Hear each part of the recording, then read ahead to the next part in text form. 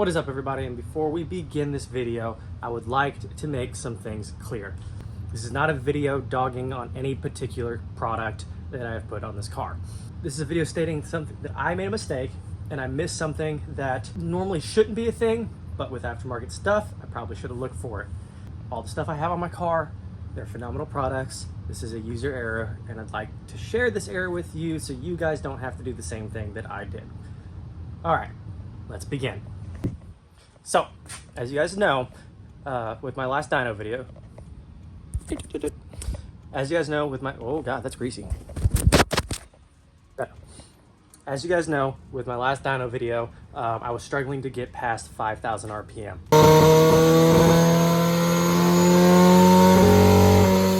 Okay, so we went and looked over some stuff. I pulled the plugs, did all that stuff, couldn't figure it out, and I was kind of confused. Drove the car around a little bit, had no issues, yada yada, parked it.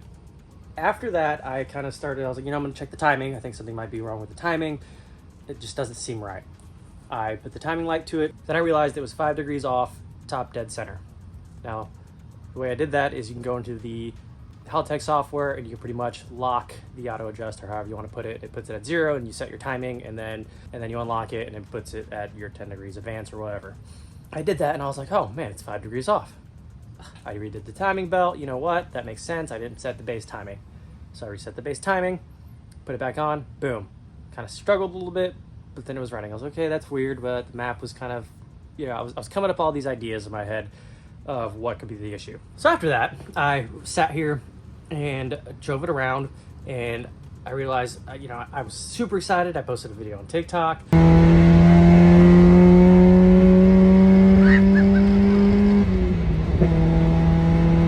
Just super stoked that, oh my God, it went past 5,000 RPM. Oh, it's going past 6,000, it's going to 67. And then I realized after I posted that video that it was actually not going past 6,700 RPM. So I was like, well, that's kind of weird. I set the timing back and it went up higher. I now know I have to be off on timing. Something's completely wrong. So if any of you guys have installed timing belts on Miatas, it's not like the easiest, it's not the hardest thing to do, but it's kind of finicky. So I'm thinking, okay, one of my cam gears is off timing. Perfect. And this is when the problems started to reveal themselves, and I was kind of honestly shook that I missed this, because I'm usually try to be pretty thorough, but things happen, mistakes were made. It's one of those things that this could have cost me some serious money. This could have cost me a motor, could have cost me some issues. I probably would have went in the corner, curled up into a ball, and cried for eternity, because I already dumped so much time into this, and if there's something to happen, I would, at this point, I don't know what I would do. So let's just, get into it. For those of you new to my channel, before I get back into this, I know I told you I was gonna get to this. I have to say welcome, thank you for joining me. I am just someone who likes to mess around with Miatas, as you can see here. And basically, I'm in the process of building a Miata to compete with Grid Life GLTC, which is a wheel-to-wheel based series to compete. And I'm basically trying to build my version of the perfect mousetrap to compete as competitively as possible. Feel free to subscribe and hit that bell notification if you want to see more stuff like this, and continue to see my mistakes and my successes. I try to be open and honest as possible to let you guys know that I make mistakes. Now, the reason why I do that is because I get reached out a lot of times saying, I'm afraid to do this, I'm afraid to do that, or I don't know how to do this, or I don't know how to do that, and I want to let you guys know that this is the only way you're going to learn, is by doing something and making a mistake. Clearly, I make mistakes too. I've had this car for 5 years, almost 6 years now. I've put 2 timing belts in it, maybe 3, and this is the first time I've done this. So let's get into what I believe is causing the issue. Okay, so I tore apart everything, as you can see here. And one of the first things I noticed when I pulled this cover off, immediately my heart almost sank. Okay, I'm gonna leave a picture to show you what happened, but here was the first thing I noticed. This bolt here was probably 2 or 3 turns away from just falling out. What that would have done, I have no idea. As you can see, I'm really good at torquing things down. I didn't put any of the green stuff on there, but I torqued all this stuff down, and with this motor having AWR mounts that are almost nearly solid, and solid rear bushings, everything on here is just so solid, it just backed itself out. Now, I couldn't even imagine what would happen if it would have fell down there, hit the crank, broke a tooth off one of these, popped the belt off, just all sorts of issues would have happened, and I probably would have cried and forever just gave up and never worked on this again. But that was the first thing I noticed, and I was like, holy crap, that is terrifying. So went ahead and Loctite those down, torqued them down, and they're good to go. Checked some other stuff that I thought might be loose. Nothing really seemed to be loose, so we're good to go there. Now, as I was doing this, I was like, okay, I'm gonna check for TDC, right? Went to pull the plugs out. The weirdest thing happened. So I pulled the boots off, one by one, like you normally would to pull the valve cover off. And I got my spark plug wrench, put it down in there. Now, my spark plug wrench doesn't have the rubber boot on it because it always gets stuck and whatever. So I loosen them up and I always stick a magnet in there and pull them out. When I did that, I discovered that the back cylinder was getting super duper hot. Thankfully not hot enough to cause failure, probably due to the coolant reroute kit, but I've never in my life seen a spark plug leave the chat like that. I've seen them strip out of heads, I've seen them, you know, the diodes just fry, these melt, but I've never seen a spark plug that does not have carbon blow-by break like this. Now, I'm really finicky about my torque stuff. I don't like to over torque things. So that blew me away. I was already shook that the bolt almost fell out. I was shook that I found these spark plugs broken. 2 of them at least. The other 2 seem fine, but I'm gonna get a new set anyways, because when you start tuning, it's always good to have extra plugs. And you can see here, it was getting hot. That was not like that before, but we'll get to that. Now, the fun part. If you guys don't know, you do now. I have an aftermarket dampener. It is by ATI, phenomenal damper. I have no complaints about it, but here is where it got interesting. So, if you guys have never done timing on a Miata, it's gonna be hard to focus on down there, but if you can see, there's a little notch, I'll point it out in the video, and an arrow. That notch and arrow will let you know that your #1 piston is at top dead center. I always go off the crank mark. I was putting these belts on, didn't realize it, but here's what I think happened. As I was putting the belt on, this rotated, right? As you can see, it rotates. This rotated. I looked over, seeing that the TDC on the dampener was lined up with the TDC on the factory plastic cover here. Was like, no worries, good to go. Did the timing, started up, you know, seemed fine until the dyno. Here's what I didn't realize. When the TDC is marked up on the crank, TDC on the harmonic balancer actually does not line up with the factory TDC mark. It is 1 mark over. So as you can see, perspectively it's a little weird, but TDC is actually the last tick from the plastic thing.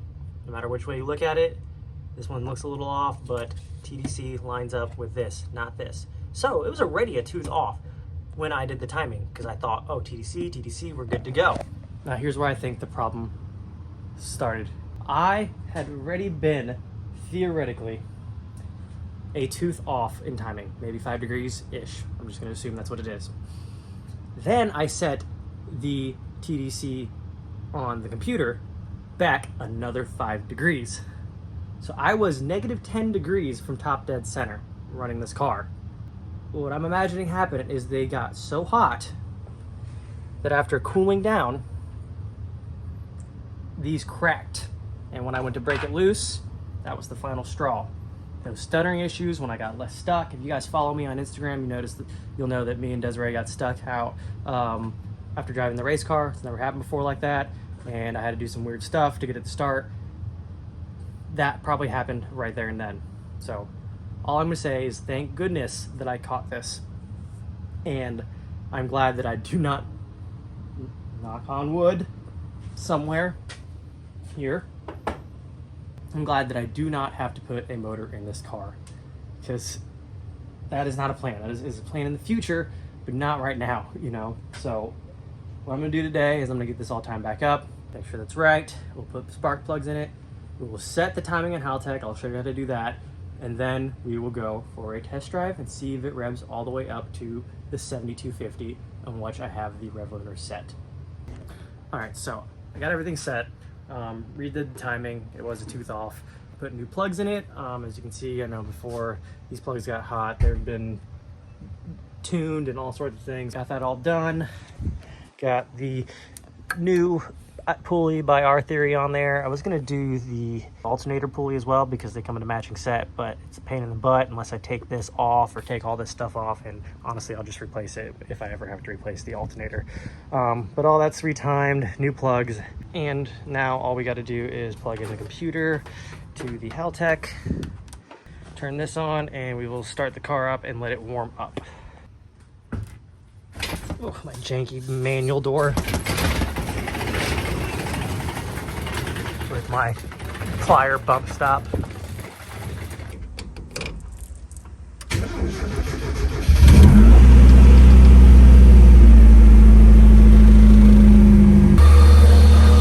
That immediately sounds better than it did before. Like, it started up quicker, it's idling smoother. I think we're on the right track, and if it is, it makes me feel so much better because this has been stressing me out. All right, so we're gonna go to timing here.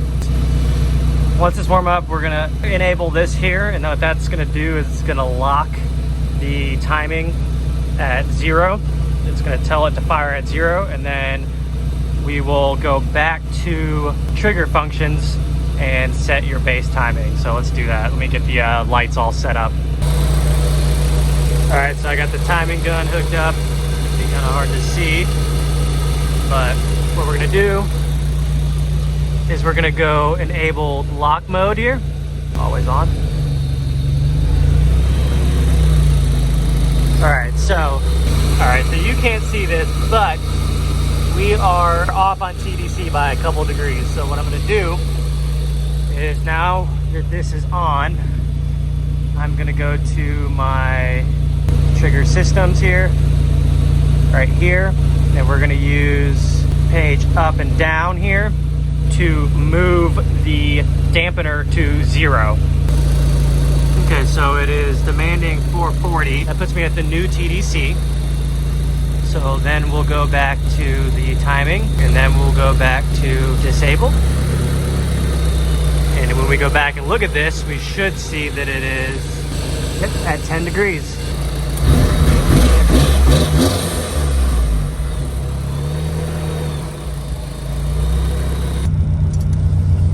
Go for a little spinny spin. Hopefully everything's okay, because if not, I am very nervous. It's like I know I shouldn't be, but you know, you work very hard on something,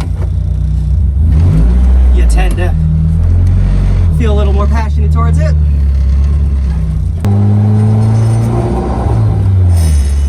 The rattling you guys are hearing is my steering wheel holder, so just bear with me on that. It's too big for the bars.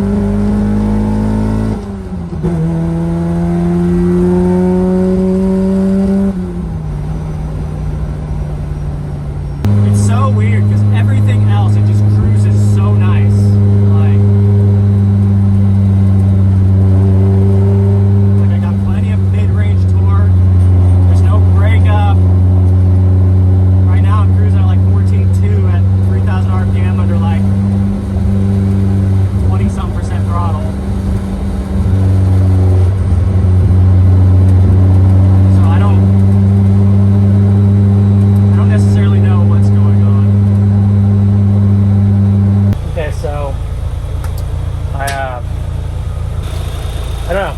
The only thing I can think of is maybe I'm not getting enough spark for 85.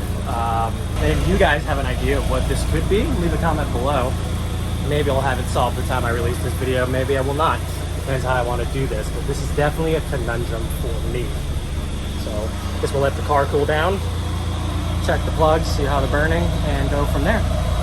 All right, so this is like way in the future compared to when the original footage was shot. But I realized I actually never finished the video. So in order to proceed in making good content, I need to finish this video up and tell you guys exactly what happened. Of course, you guys wouldn't have known that unless I told you, but here we are. The issue that I had with the spark plugs breaking, along with the timing and along with all the other stuff, was something so ridiculously simple. After I figured it out, I felt completely silly. When running E85, and I had mentioned it before that I felt like I wasn't getting enough spark, I was on the right track. I was just so hyper-focused on one thing, discovering new problems that I didn't figure, even think about this. When running 85, you're just gonna need more spark. And the issue wasn't that the factory coil packs could not keep up. It was the issue of the spark being smothered out.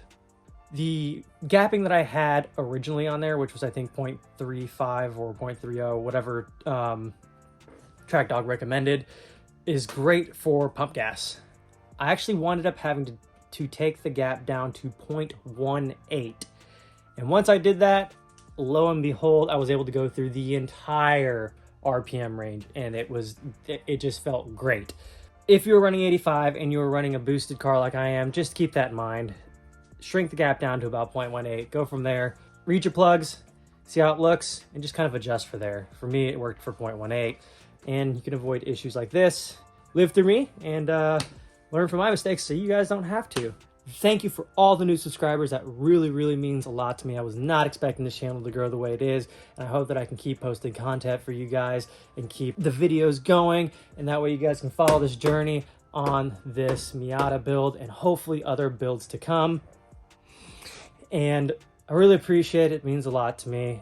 Share this video with your friends. Anybody who loves to build Miata stuff, Sabine says so.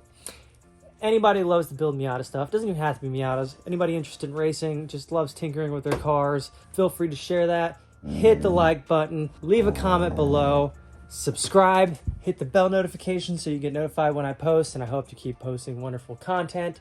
And thank you for following me along in this journey. If you guys are interested in anything that I have on this car, AWR racing motor mounts, Track Dog Racing Supercharger, Spike Performance hood vents and fender louvers, any of that stuff, I will leave a link below for you guys to click and grab a discount for your next purchase. As always, guys, I will see you at the track. Love you.